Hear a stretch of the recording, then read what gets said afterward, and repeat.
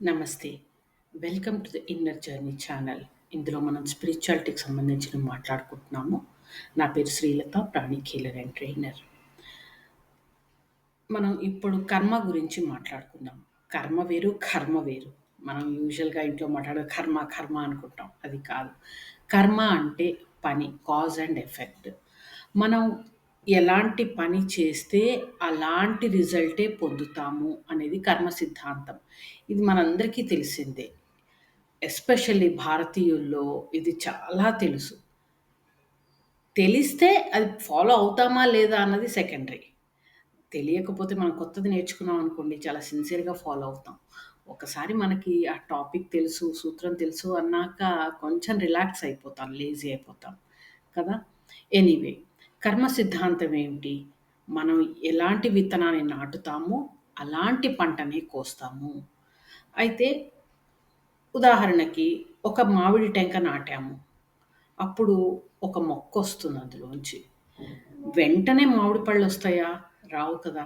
కొన్ని నెలలు, కొన్ని ఏళ్ళు పడుతుంది. అది పెద్దగా అవ్వడానికి, ఆ తర్వాత కాపు రావడానికి. ఒకసారి కాపు రావడం మొదలుపెట్టాక ఒక్కసారి ఒక పండు టెంక నాటాం కదా అని ఒక్క మామిడికాయే వస్తుందా? కాదు. ఎన్నో వస్తాయి. ప్రతి సీజన్‌కి వందల వందల మామిడికాయలు వస్తూ ఉంటాయి. అవునా? కాదా? సో, ఇదే కర్మ సిద్ధాంతం. మనము మంచి పనులు చేస్తే మంచి results depending on the intensity of the action మల్టీఫోల్డ్‌గా మనకి వస్తూ ఉంటాయి. అది పాజిటివ్ కావచ్చు, నెగెటివ్ కావచ్చు. అంతే కదా! వేప గింజ నాటామనుకోండి, వేపకాయలు విపరీతంగా వస్తాయి. అదే తియ్యటి మామిడి పళ్ళు ఉంటే, తియ్యటి మామిడి టెంక నాటితే, తియ్యటి మామిడి పళ్ళే వస్తాయి. అదేవిధంగా మనము చేసుకున్న పనుల మీదే మనకి ఎక్స్‌పీరియన్స్ చేసే ప్రాబ్లమ్స్ కానీ, సుఖాలు కానీ 2 డిపెండ్ అయి ఉంటాయి. ప్రాబ్లమ్ ఏంటంటే మనం ఏమనుకుంటాము, ఇప్పుడు ఈ జీవితంలో నేను ఇప్పటి వరకు చాలా మంచిదాన్ని, లేతే మంచివాడిని, నేను ఎవ్వరిని బాధ పెట్టలేదు, అయినా నాకే కష్టాలు, ఎన్ని కష్టాలు అని అనుకుంటాం. అదే నాట్ సో గుడ్ పీపుల్ ఉంటారు. వాళ్ళెంత సుఖపడుతున్నారు. వాళ్ళకి కార్లున్నాయి, బంగళాలున్నాయి, డబ్బులున్నాయి, ఇవున్నాయి, అవున్నాయి. వాళ్ళకెట్లాంటి అపకారం జరగట్లేదు. అన్నీ మంచి చేసే నాకే జరుగుతున్నాయని చాలామంది అనుకుంటూ ఉంటారు. అయితే మనం గుర్తుంచుకోవాల్సింది, ఇప్పుడు మనం ఎంజాయ్ చేస్తున్న పాజిటివ్ ఎఫెక్ట్ కానీ, నెగెటివ్ ఎఫెక్ట్ కానీ, సుఖాలు కానీ, కష్టాలు కానీ, ఏదైనా సరే మనం ఆల్రెడీ ఇంతకు ముందే చేసుకున్న కర్మ యొక్క ఫలితము. అయితే మరి ఇప్పుడేం చెయ్యాలి? ఏం చేయలేమా? అంటే డెఫినిట్‌గా చెయ్యొచ్చు. ఏం చెయ్యొచ్చు? మన ఫ్యూచర్ ఎలా ఉంటుందో డిసైడ్ చేసుకునే అవకాశం మనకి ఉంది. భగవంతుడు మనకు ఆ అవకాశాన్ని ఇచ్చాడు. ఎలా? మనకు ఫ్యూచర్‌లో ఎలాంటి పళ్ళు కావాలి, ఎలాంటి ఆహారం కావాలి అంటే మనం ఇప్పుడు విత్తనాలు నాటుతున్నాం కదా!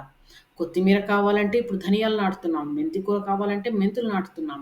అదే మామిడికాయలు, కొబ్బరికాయలు కావాలంటే దాని ప్రకారం నాటుతున్నాం. అదే విధంగా మనకి ఫ్యూచర్‌లో మనం హ్యాపీగా ఉండాలి.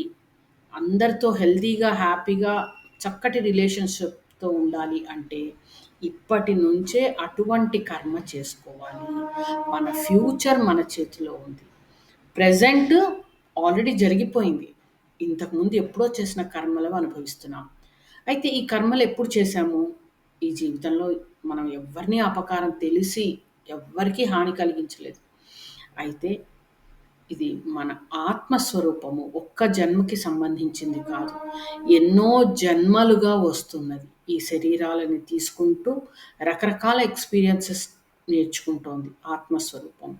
అలాంటప్పుడు ఒక జన్మలో ఎవరినైనా బాధపెట్టి ఉంటే అది మనం అనుభవించాలి తప్పదు. ఎప్పుడు అనుభవిస్తాము? ఆ జన్మలో మరీ చెడ్డ పని చేశారనుకోండి, ఆ జన్మలోనే అనుభవించొచ్చు. లేదా మోడరేట్‌గా ఉందనుకోండి, ఒక నెక్స్ట్ జన్మ, ఆ తర్వాత జన్మలో ఎప్పుడో అనుభవించొచ్చు. సో, ఇంటెన్సిటీ ఎక్కువుంటే ఒక్కళ్ళతో పోదు. వాళ్ళ ఫ్యామిలీ అంతా కూడా దాన్ని ఎక్స్‌పీరియన్స్ చేస్తూ ఉంటారు. అది పాజిటివ్ కానీ, నెగెటివ్ కానీ. చాలా మంచి పని చేశారనుకోండి, చాలా మందికి ఉపయోగపడే పని చేశారు. అది ఆ గుడ్ కర్మ వాళ్ళకి, వాళ్ళ పిల్లలకి, తరతరాలకి వస్తూ ఉంటుంది. అందుకే మన పెద్దవాళ్ళు ఏదైనా చూడాలంటే అటు 7 తరాలు, ఇటు 7 తరాలు చూడాలి. మంచి కుటుంబం ఉండాలి అనుకుంటారు. అంటే వాళ్ళు వాళ్ళ ద్వారానే పుట్టక్కర్లేదు. వాళ్ళ ఫ్యామిలీలో ఉన్న వాళ్ళందరికీ ఆ గుడ్ కర్మ షేర్ అవుతుంది. అంటే వైఫ్, హస్బెండ్, పిల్లలు, పిల్లల పిల్లలు అలా వరసగా వాళ్ళందరికీ గుడ్ కర్మ అన్నా షేర్ అవ్వచ్చు. అదే చెడు పని చేసి ఉంటే నెగెటివ్ కర్మ అయినా షేర్ అవ్వచ్చు. అందుకని మన ఫ్యూచర్ మన చేతుల్లో ఉంది అన్నది ఇంపార్టెంట్ పాయింట్. మనం గుర్తుంచుకోవాల్సిన పాయింట్. ప్రస్తుతం ఎక్స్‌పీరియన్స్ చేస్తున్నాము ప్రాబ్లమ్స్ అంటే, ఒక రకంగా సంతోషించాలి. అయిపోయాయి పాత అప్పులన్నీ తీర్చేస్తున్నాము అని అర్థం చేసుకోవాలి. పాత అప్పులు తీరిపోతే ఏముంది? ఇంక వచ్చిందంతా మనకి మిగులే కదా! అలాగే మనం ఇప్పుడు ప్రాబ్లమ్స్ ఫేస్ చేస్తున్నాము అంటే, ఆ ప్రాబ్లమ్‌ని క్రియేట్ చేసిన వాళ్ళకి మనసులో థాంక్స్ చెప్పుకోవాలి. మన నెగెటివ్ కర్మాని ఈ రకంగా తీర్చేసుకోవడానికి వాళ్ళు సహాయపడుతున్నారు. అట్ ద సేమ్ టైమ్ మనం ఆ కోపంలోనూ, ఫ్రస్ట్రేషన్‌లో ఉండిపోకుండా వీలైనంత సేవ చేస్తూ, దాన ధర్మాలు చేస్తూ, సత్కర్మని పెంచుకుంటూ ఉంటే ఆటోమేటిక్‌గా మన ఫ్యూచరు మారిపోతూ ఉంటుంది. ఫ్యూచర్ అనేది ఎప్పుడు ఫిక్స్డ్ కాదు. మనం ఇప్పుడు చేసే పనుల బట్టి మన ఫ్యూచర్ డిపెండ్ అవుతుంది. అందుకని ఇది మంచి ఆపర్చునిటీ. ఈ నాలెడ్జ్ ఉంటే ఎన్నో రకాలుగా మన జీవితాన్ని ఈ జీవితమే కాదు. నా జీవితం ఏముందండి నాకు ఇప్పటికే 60 ఏళ్ళొచ్చాయి, 70 ఏళ్ళొచ్చాయి ఇంకెంత నేనేం చేసినా సర్వీస్ ఎక్స్‌పీరియన్స్ చేయలేను అనుకోవద్దు.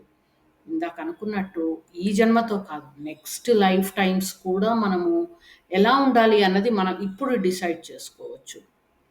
నెక్స్ట్ లైఫ్ టైమ్ ఎప్పుడుంటుందో, ఎక్కడుంటుందో మనకు తెలీదు. ఎక్కడో అక్కడ డెఫినెట్‌గా ఉంటుంది. ఉన్నప్పుడు అప్పుడు హ్యాపీగా ఉండాలి. అప్పుడు వెల్ టు డూ ఫ్యామిలీలో పుట్టాలి. అప్పుడు హెల్తీగా ఉండాలి అంటే మనం ఇప్పటి నుంచి ఆ బీజాలు, విత్తనాలు నాటుకోవాలి. ఎలాంటి విత్తనాలు? మంచి కర్మ డెవలప్ చేసుకోవాలి. ఎలా చేసుకోవాలి మంచి కర్మ అంటే మీకు ఆల్రెడీ తెలుసు. అన్నీ తెలిసినవే మన పెద్దవాళ్ళు చెప్పినవే. అవన్నీ కూడా ప్రాక్టీస్ చేస్తే దాన ధర్మాలు చేయడం, అన్నదానం చేయడం, ఎస్పెషల్లీ విద్యాదానం చేయడము, స్పిరిచ్యువల్ అన్నిటికంటే most important spiritual knowledge spread చేయడము. మన వల్ల కాకపోతే అలా షేర్ చేసి స్ప్రెడ్ చేసే వాళ్ళకి ఏమన్నా హెల్ప్ చేయడము. Whatever be the reasons. ఎలాంటి మందులు కొనుక్కోలేని వాళ్ళకి హెల్త్ వైస్ హెల్ప్ చేయడము. ఇలా గుడ్ కర్మ అక్కడ డెవలప్ చేసుకుంటూనే ఉండండి. చేసుకుంటూ ఉంటే అరే! ప్రాబ్లమ్స్ రాలేదే అని ఫీల్ అవ్వద్దు తర్వాత. మనం గుడ్ కర్మ డెవలప్ చేసుకుంటూ ఉంటే, ఆ నెగెటివ్ కర్మ అంతా అప్పు అంతా తీరిపోయి హ్యాపీగా జరుగుతుంది లైఫ్. సో, గుర్తుంచుకోండి. ప్రస్తుతం మనకు ప్రాబ్లమ్స్ ఉన్నాయి అంటే, థాంక్ యూ గాడ్ అనుకోండి. ఆ ప్రాబ్లమ్స్ క్రియేట్ చేసిన వాళ్ళకి మనసులో థాంక్స్ చెప్పండి. ఫర్‌గివ్‌నెస్ ప్రాక్టీస్ చేయండి. దాంతో పాటు గుడ్ కర్మ తప్పకుండా జనరేట్ చేసుకోండి. ప్రాబ్లమ్ ఉంది అంటే గుడ్ కర్మ జనరేట్ చేసుకోవాలి. అప్పులు తీరిపోతున్నాయి అని అర్థం. మనకి సంతోషంగా ఉన్నప్పుడు గర్వంగా ఉండి రకరకాల పొరపాట్లు చేయొచ్చు. కానీ ప్రాబ్లమ్స్‌లో ఉన్నప్పుడు గుర్తుంచుకోవాలి.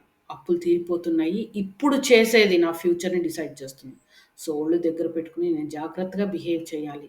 జాగ్రత్తగా ఆలోచించాలి అని గుర్తుంచుకొని గుడ్ కర్మ జనరేట్ చేసుకోండి. మీకు, మీ ఫ్యామిలీకి అన్ని రకాల హ్యాపీనెస్, హెల్త్ అన్ని రకాలుగా కంఫర్టబుల్‌గా చేసుకోండి. Thank you. ఇప్పటికి మీరు ఇన్నర్ జర్నీ ఛానల్ సబ్స్క్రైబ్ చేసుకోకపోతే సబ్స్క్రైబ్ చేసుకోండి. టాపిక్ నచ్చితే తప్పకుండా లైక్ చేయండి, షేర్ చేయండి. Thank you.